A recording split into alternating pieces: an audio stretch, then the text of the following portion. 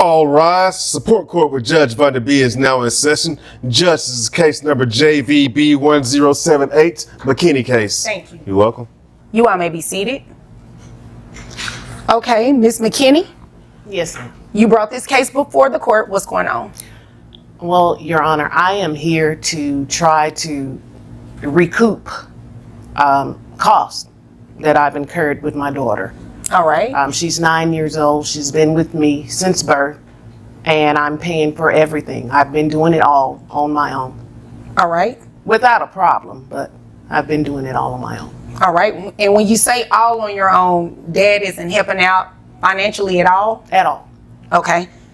And you said your daughter's 9. Yes. Is she involved in any type of extracurricular activities? That word always messes me up. Yes, ma'am. Basketball, track and field, and tennis. All right. Does Dad pay for any of those? No, ma'am. How much are the fees associated annually with each one of those? Annually, probably roughly $4,700. All right. Is Dad aware that she's in these activities? Yes. All right. All right, everyone, brace yourselves because this case is about to take a wild turn. Miss McKinney steps up, explaining that she has been raising her 9-year-old daughter alone without any financial support from the alleged father. She's here today to establish paternity and secure the support her daughter deserves. The judge wasted no time asking about the child's extracurricular activities: basketball, track and field, and tennis, which cost nearly $4,700 a year. But here's the shocker. The alleged father hasn't contributed a single penny. The tension is rising, and we're just getting started. The extracurricular activities, does he attend those? No, Your Honor. So he doesn't pay for those? No. So what is the backstory? I mean, she's 9, so were you all in a relationship previously? Like what happened? We were in a situationship for a weekend. What in the world is that? Well, it was a little bit more than a one-night stand. It lasted approximately 72 hours.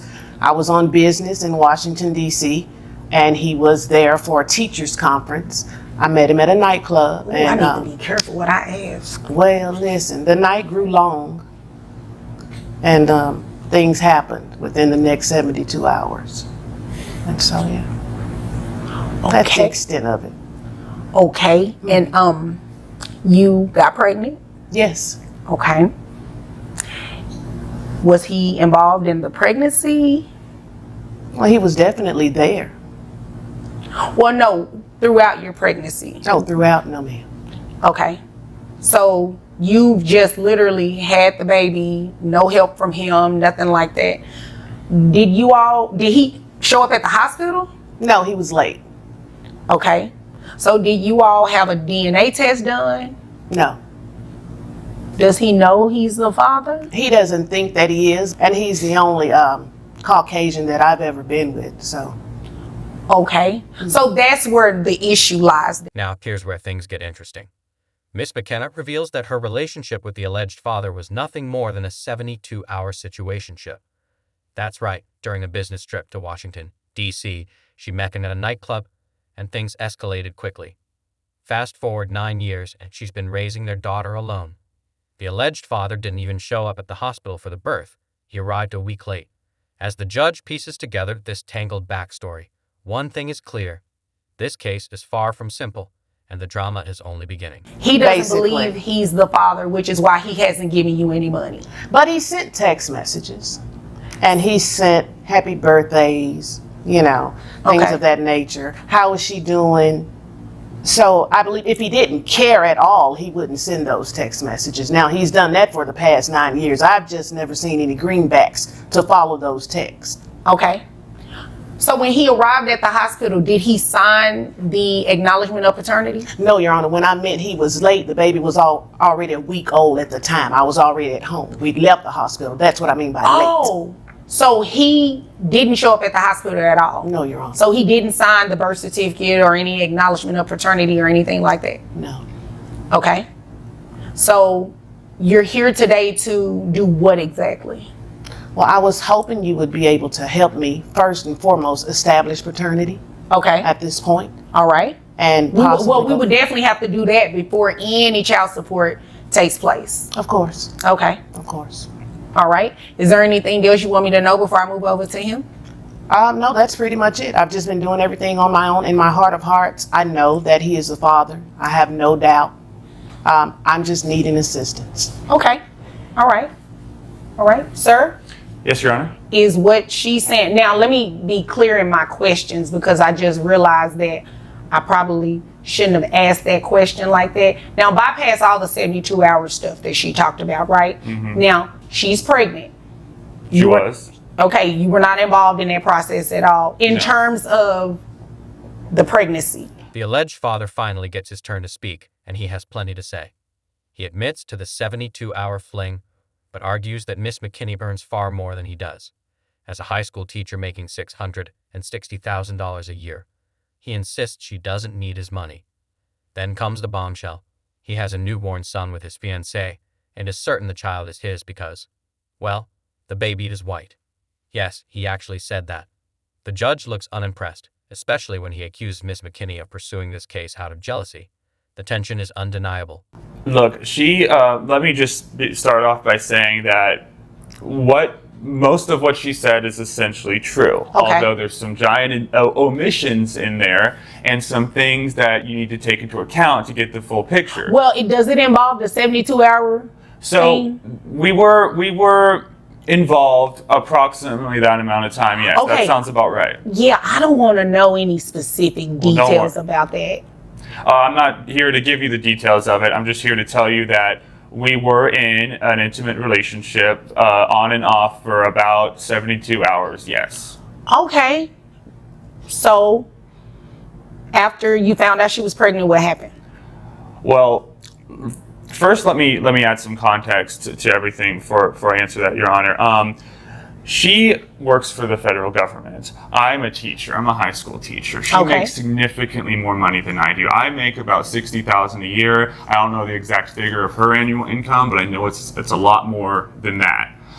She's in far better position to support her daughter than I would be, and what she's asking for. You said her daughter, so you truly don't believe this is your child? I am willing to accept that it may be, but we've not done a DNA test. What she said about being only with one Caucasian man, I have no way of knowing if that's true. She's lied before to me.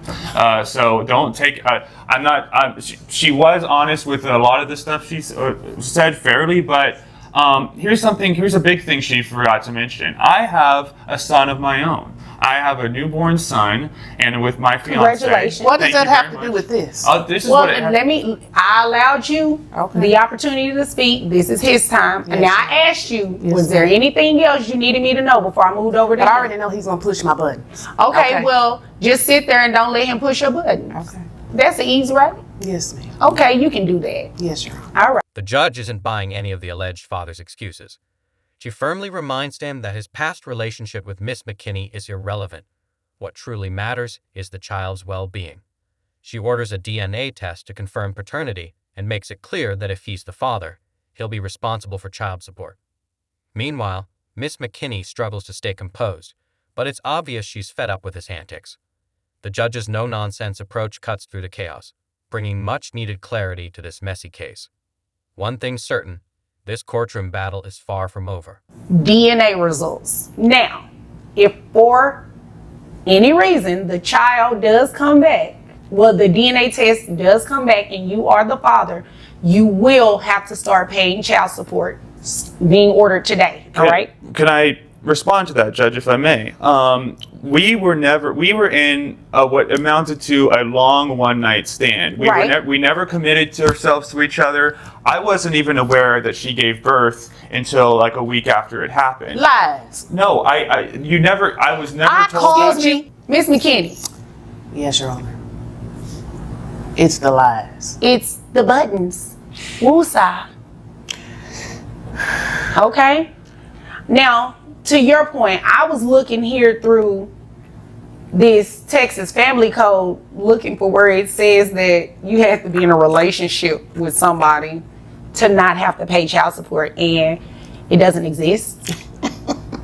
Well, she never, said I was under the impression, from what I remember, that she was on birth control. Now, that may be my faulty memory, but I never entered But into this even relationship with any even intention. still, let's just be clear.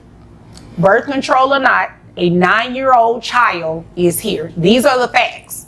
A 9-year-old child is here who deserves support, not only from her mother, but from her potential father as well. So we are going to reset this matter, get some DNA testing done. So to my original thought, if you are the father, you will start paying child support being ordered as of today. All right. If he is not the father, you can come back to court and petition as many people. Now, don't take that offensive. I'm not saying that you just been with everybody or anything like that, but you can come back and petition as many people as necessary, because this child, as I just stated, deserves to have the support from not only her mother, but from her potential father as well. So, do you all have any questions about what you're going to do? No, Your Honor. No. No? Okay. And you have to make your daughter available for testing as well. She's available. Okay. She's here. Okay. So we can go ahead and get that taken care of today. Oh, yes, we could. Okay. So we'll reset y'all. Thank you. Thank you. The judge wraps up by emphasizing the importance of supporting the child regardless of the parent's personal drama. She orders DNA testing and reminds both parties that the child's needs come first. Miss McKinney agrees to make her daughter available for testing, and the case is reset pending the results. The video ends with the judge dismissing the court, but the unresolved tension still lingers in the air.